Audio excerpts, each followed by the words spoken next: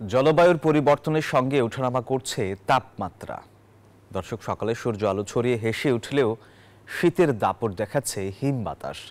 আর এই বিষয়ে বিস্তারিত জানাতে সরাসরি যুক্ত হচ্ছেন আমাদের সহকর্মীরা। প্রথমে যাচ্ছি পঞ্চগড়ে, সেখানে আছেন সহকর্মী সরকার হায়দার।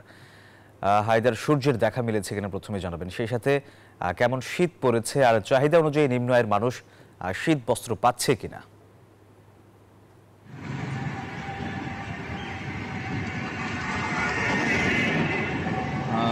ধন্যবাদ। আপনি যেমনটি বলছিলেন যে জলবায়ুর প্রভাবে শীতের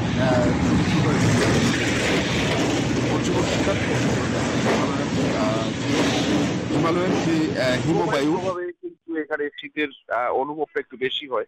আজকে কিন্তু আমরা যেটা দেখছি যে কুয়াশার চাদরে কিন্তু এখনো ঢেকে আছে পুরো পঞ্চগড়, এখনো কিন্তু কুয়াশা কেটে যায়নি এবং নিম্ন আয়ের যে মানুষ তারা কিন্তু অস্বস্তিতে পড়েছেন।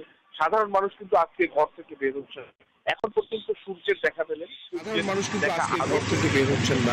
এখন পর্যন্ত সূর্যের দেখা পেলেন, সূর্যের দেখা আদৌ মিলবে কিনা সেটা কিন্তু এখনো বলা যাচ্ছে না। আবহাওয়া অফিস আমাদেরকে যেটা জানিয়েছে, এখন কিন্তু তাপমাত্রা 10.5 ডিগ্রি সেলসিয়াস বিরাজ করছে এই জেলায়, এবং সাধারণ খেটে খাওয়া মানুষ যেটা জানাচ্ছেন যে তারা কিন্তু কাজে এখন পর্যন্ত বের হননি, কারণ ঘন কুয়াশার চাদরে কিন্তু সবকিছু ঢেকে আছে।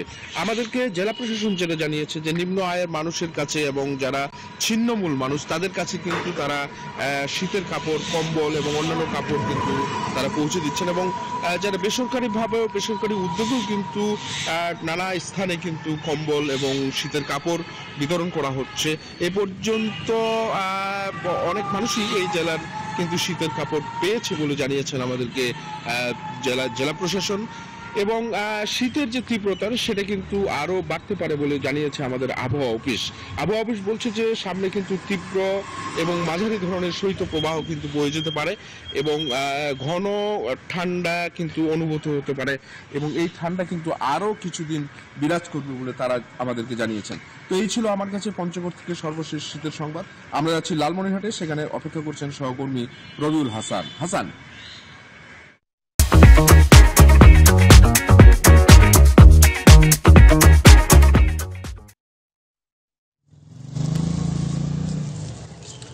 ধন্যবাদ হায়দার। আপনি যেমনটি জানাচ্ছিলেন পঞ্চগড়ের খবর, ঠিক কিন্তু লালমনিরহাটে কিন্তু 10টা পেরিয়ে গেলেও কিন্তু এখনও সূর্যের মুখ দেখা মেলেনি। এখনও কিন্তু লালমনিরহাটের চারিদিকে কুয়াশা আচ্ছন্ন রয়েছে, গোটা এলাকায় কিন্তু কুয়াশা আচ্ছন্ন রয়েছে। আমরা যদি একটু দেখাই যে এখানকার ছিন্নমূল মানুষ এবং খেটে খাওয়া মানুষ কিন্তু অনেক কষ্টে আছে। বিশেষ করে যারা দিনমজুর শ্রেণীর, যারা ভ্যান চালক, অটো চালক, রিক্সা চালক, তারা কিন্তু যাত্রী না পেয়ে কিন্তু তারা বসে আছে, এবং এই ঠান্ডায় প্রয়োজন ছাড়াই কিন্তু কেউ ঘর থেকে বের হচ্ছে না।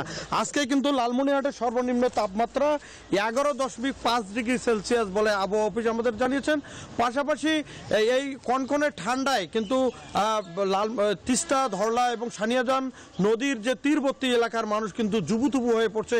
আজকে হঠাৎ করে ঘন কুয়াশায় কিন্তু আরও মানুষ কাতর হয়ে পড়ছে। এদিকে হাসপাতালগুলোতে আমরা খোঁজ খবর নিয়েছি, 5টি হাসপাতাল এবং 5টি স্বাস্থ্য কমপ্লেক্সে রোগীর সংখ্যা বৃদ্ধি পাচ্ছে। বিশেষ করে শিশু ও বৃদ্ধ, বিশেষ করে ডায়রিয়া, নিউমোনিয়া এবং জ্বরে আক্রান্ত হয়ে হাসপাতালে ইনডোর এবং আউটডোরে চিকিৎসা নিচ্ছে।